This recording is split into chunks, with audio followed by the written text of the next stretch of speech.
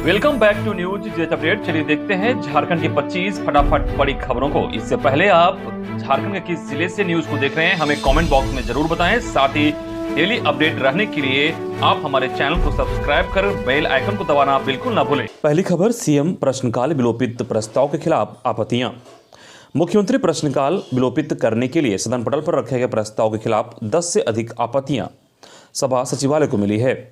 झारखंड विधानसभा की कार्य संचालन नियमावली में से मुख्यमंत्री प्रश्नकाल को विलोपित करने के प्रस्ताव के खिलाफ मुख्य रूप से प्रमुख विपक्षी दल भाजपा एवं अन्य दलों की ओर से आपत्तियां दी गई है। उल्लेखनीय है कि स्पीकर ने प्रस्ताव पर आपत्तियां दर्ज कराने के लिए 14 मार्च तक का समय दिया था।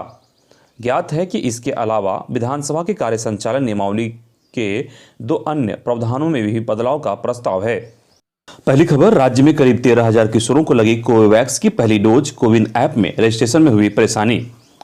राष्ट्रीय टीकाकरण दिवस के अवसर पर झारखंड में 12 से 14 साल के बच्चों के बीच कोरोना संक्रमण से बचाव के लिए कोवैक्स का पहला डोज देने का अभियान शुरू हो गया। इस दौरान पूरे राज्य में करीब 13,000 बच्चों को पहला डोज लगाया गया है। वहीं राजधानी रांची में पहले दिन करीब 900 बच्चों को टीका लगाया गया। राज्य में करीब 24 लाख वैक्सीन देने का लक्ष्य निर्धारित किया गया है। इधर पहले दिन कोविन ऐप में रजिस्ट्रेशन नहीं होने से परिजन काफी परेशान दिखे। वहीं मैनुअल रजिस्ट्रेशन कराकर अपने बच्चों को कोवैक्स का पहला डोज दिलाया। अगली खबर, 1 रैंक 1 पेंशन को सुप्रीम कोर्ट ने ठहराया वैध। जानकारी के अनुसार सुप्रीम कोर्ट ने सशस्त्र बलों में 1 रैंक 1 पेंशन लागू करने के केंद्र सरकार के फैसले को वैध ठहराया है। शीर्ष अदालत ने कहा कि यह सरकार का नीतिगत फैसला है और इसमें कोई संवैधानिक दोष नहीं है। जस्टिस DY चंद्रचूड़ की अध्यक्षता वाली पीठ ने बुधवार को कहा कि केंद्र का फैसला मनमाना नहीं है और सरकार के नीतिगत मामलों में हम दखल नहीं देंगे। हालांकि पीठ ने निर्देश दिया कि 1 जुलाई 2019 से पेंशन फिर से तय की जाएगी और 5 साल बाद संशोधित की जाएगी। 3 महीने के अंदर बकाया का भुगतान करना होगा। अगली खबर, देश के सिपाही का परिवार सुरक्षित नहीं तो आम जनता का क्या होगा। झारखंड हाईकोर्ट की कड़ी टिप्पणी। झारखंड हाईकोर्ट के जस्टिस SK द्विवेदी की अदालत में बरियातू में रास्ता विवाद को लेकर सुनवाई हुई। सुनवाई के दौरान अदालत ने मौखिक टिप्पणी करते हुए कहा कि जब देश के सिपाही का परिवार सुरक्षित नहीं है तो आम जनता का क्या हाल होगा। अदालत ने इस मामले में उपायुक्त SSP और बरियातू थानेदार को अलग अलग शपथ पत्र दाखिल करने का निर्देश दिया है। अदालत ने अपने आदेश में कहा कि रांची में इस तरह के मामले बढ़ रहे हैं। कोर्ट के समक्ष कई मामले भी आ चुके हैं। मुख्य सचिव और गृह सचिव को इस तरह के मामलों को देखने के लिए आदेश की कॉपी भेजने का निर्देश कोर्ट ने दिया है। मामले की में अगली सुनवाई 7 अप्रैल को होगी। अगली खबर, कार्ड नंबर या आधार से उठा सकते हैं राशन। केंद्रीय उपभोक्ता खाद्य एवं सार्वजनिक वितरण मंत्री पीयूष गोयल ने बुधवार को लोकसभा में कहा कि लाभार्थी देश में कहीं भी अपनी पसंद की उचित दर की दुकान पर अपने राशन कार्ड का नंबर अथवा आधार संख्या दर्ज कराकर अपना राशन उठा सकते हैं। इसके लिए राशन कार्ड को साथ में रखने की जरूरत नहीं है। उन्होंने कहा कि यदि कोई पूरा राशन एक साथ नहीं उठाना चाहता है तब वह बारी बारी से राशन उठा सकता है। उन्होंने कहा कि एक राष्ट्र एक राशन कार्ड व्यवस्था से प्रौद्योगिकी के जुड़ने के बाद किसी नए कार्ड की जरूरत नहीं है। गोयल ने यह भी कहा कि इस योजना के तहत लाभार्थी को नया राशन कार्ड जारी करने के संबंध में राज्यों को कोई निर्देश जारी नहीं किया गया है। अगली खबर, SC OBC व अल्पसंख्यक भी पढ़ेंगे विदेश में। मरंगगोम के जयपाल सिंह मुंडा पारदेशी छात्रवृत्ति योजना के तहत अब अनुसूचित जाति SC, पिछड़ा वर्ग OBC व अल्पसंख्यक छात्र भी विदेश में उच्च शिक्षा ग्रहण कर सकेंगे। पढ़ाई का पूरा खर्च राज्य सरकार वहन करेगी। इससे संबंधित प्रस्ताव अनुसूचित जनजाति, अनुसूचित जाति, अल्पसंख्यक एवं पिछड़ा वर्ग कल्याण विभाग द्वारा तैयार किया जा रहा है। प्रस्ताव को अंतिम रूप दे दिया गया है। इसे अगली कैबिनेट की बैठक में रखने की संभावना है। फिलहाल संचिका विधि विभाग को मंजूरी के लिए भेजा गया है। राज्य सरकार ने बजट में इस योजना की घोषणा भी की थी। गौरतलब है कि मुख्यमंत्री हेमंत सोरेन ने भी पूर्व में भी अन्य वर्गों के छात्रों को भी शामिल करने की घोषणा की थी। अगली खबर, नेशनल अचीवमेंट सर्वे 23 से 25 मार्च तक होगा। देश भर में 23 से 25 मार्च तक नेशनल अचीवमेंट सर्वे होगा। तीसरी क्लास के बच्चों का यह सर्वे फंडामेंटल लिटरेसी एंड न्यूमेरेसी के तहत किया जाएगा। इसके लिए झारखंड के 297 स्कूलों का चयन किया गया है। सर्वे की तैयारी के लिए स्कूली शिक्षा व साक्षरता विभाग के सचिव राजेश कुमार शर्मा ने सभी आरडीडी, डीओ और डीएससी को निर्देश दे दिया है। 17 से 18 मार्च को संबंधित स्कूलों के तीसरी क्लास के बच्चों के लिए स्कूल खोलने और पढ़ाई कराने को कहा गया है। इसके लिए शिक्षकों को क्षतिपूर्ति अवकाश दिया जाएगा। शिक्षा सचिव ने निर्देश दिया कि केंद्रीय शिक्षा मंत्रालय 23 से 25 मार्च को FLN NSA fundamental literacy and numeracy national achievement सर्वे का आयोजन करने का निर्णय लिया है। अगली खबर, बच्चों के खाते में जाएगी राशि। झारखंड में पहली से 12वीं कक्षा तक के पढ़ने वाले सरकारी स्कूलों के छात्र छात्राओं के माता पिता के बैंक खाते में ही योजनाओं की राशि दी जाएगी। यह राशि उन छात्र छात्राओं के माता पिता के बैंक खाते में दी जाएगी जिन्हें विभिन्न योजनाओं की राशि डीबीटी के माध्यम से नहीं मिली है। इसके लिए स्कूली शिक्षा व साक्षरता विभाग के सचिव राजेश कुमार शर्मा ने सभी डीओ डीएससी को निर्देश दे दिया है। शिक्षा सचिव ने कहा कि स्कूली बच्चों को छात्रवृत्ति, पोशाक, साइकिल, स्कूल किट और अन्य योजनाओं के लिए राशि डीबीटी के माध्यम से बैंक खाते में उपलब्ध कराई जाती है। इधर झारखंड के प्रारंभिक स्कूलों को मिड डे मील योजना की रिपोर्ट हर दिन देनी होगी। पहली से 8वीं तक के स्कूलों में क्लास वार कितने बच्चे नामांकित हैं, कितने बच्चों की उपस्थिति रही और कितने बच्चों को मध्याह्न भोजन दिया गया, इसकी रिपोर्ट हर दिन स्कूलों को क्लास वार हर दिन भोजन भेजनी होगी। SMS के माध्यम से ऑनलाइन ऑटोमेटेड मॉनिटरिंग सिस्टम की रिपोर्ट देनी होगी। इसके लिए स्कूली शिक्षा व साक्षरता विभाग ने सभी जिला शिक्षा अधीक्षकों को निर्देश दे दिए हैं।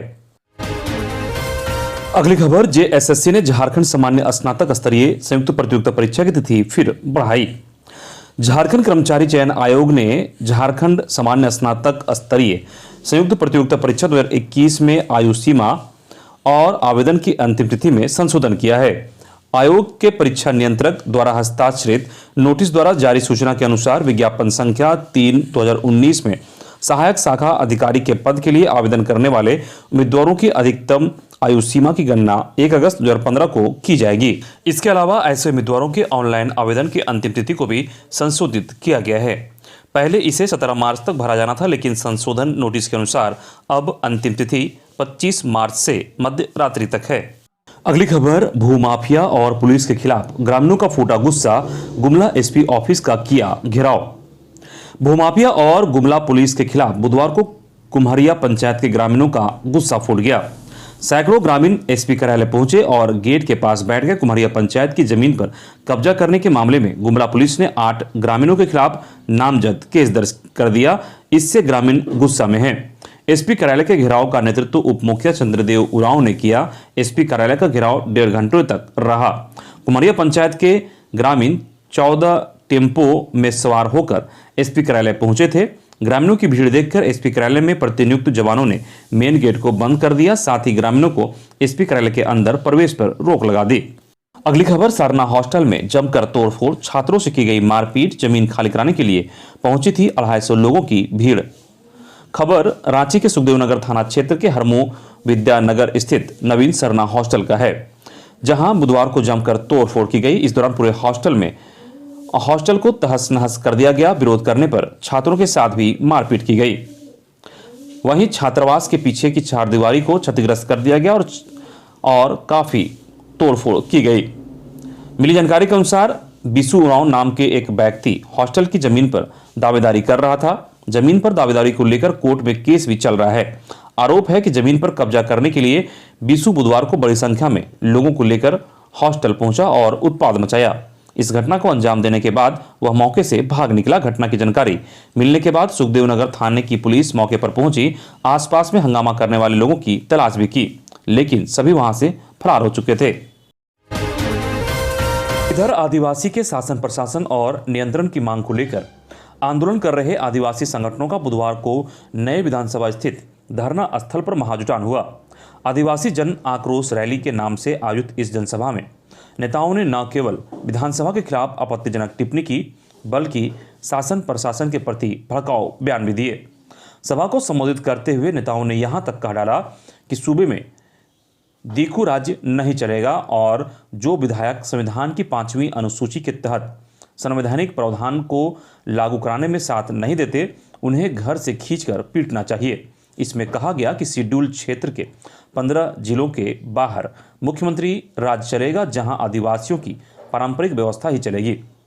जनसभा में पेशा के तहत चुनाव नहीं होने पर पंचायत चुनाव का बहिष्कार करने का भी आह्वान किया।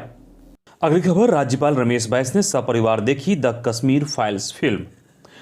इन दिनों द कश्मीर फाइल्स फिल्म राष्ट्रीय चर्चा के केंद्र में है। घाटी से कश्मीरी पंडित पर हुए जुल्म और पलायन पर आधारित इस फिल्म को खूब सराहा जा रहा है।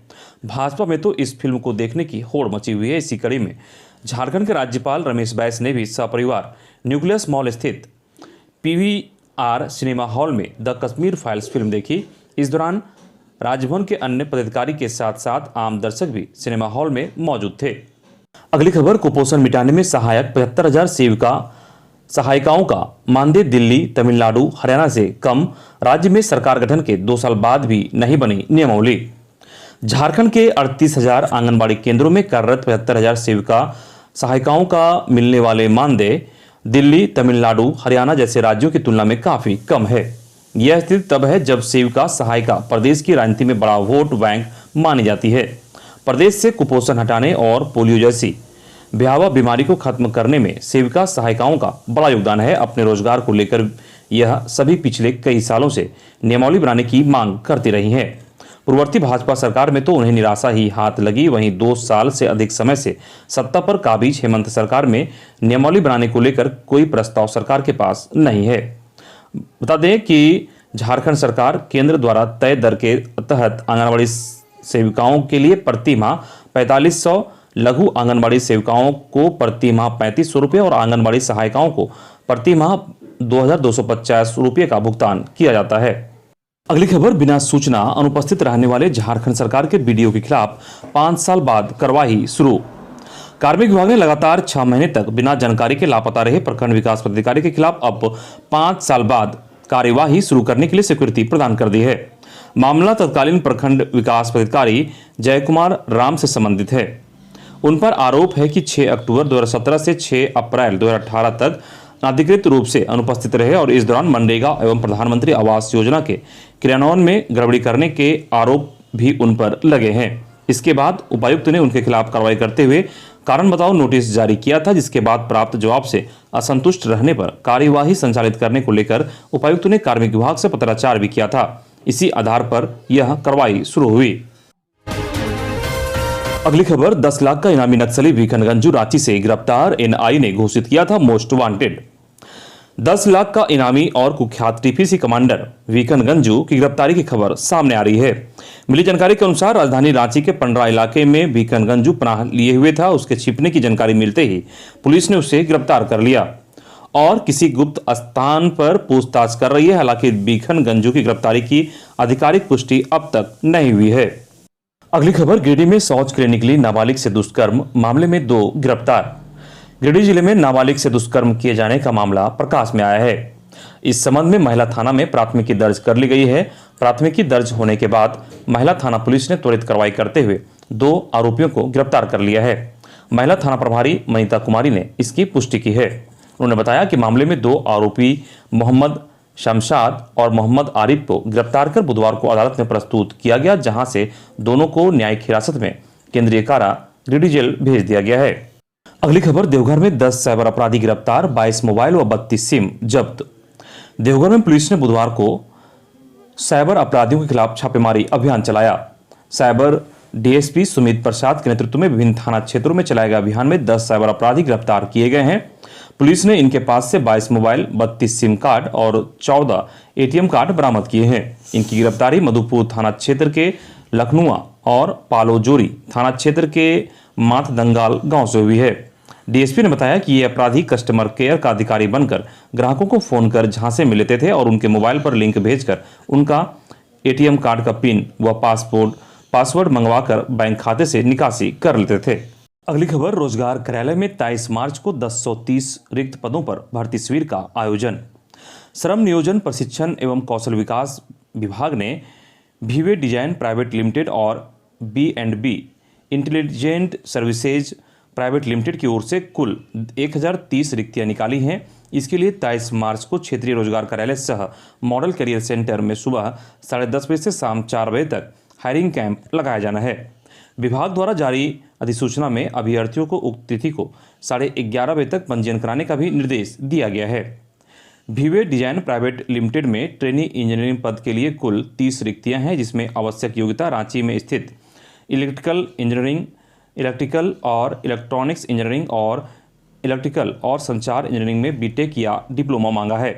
पदों के लिए नोटिस में कोई आयु सीमा नहीं है। प्रति वर्ष वेतन 2.5 लाख है। हालांकि कहा गया है कि 10,000 रुपये वेतन के साथ साथ 3 से 6 महीने के प्रशिक्षण कार्यक्रम में भाग लेना अनिवार्य होगा।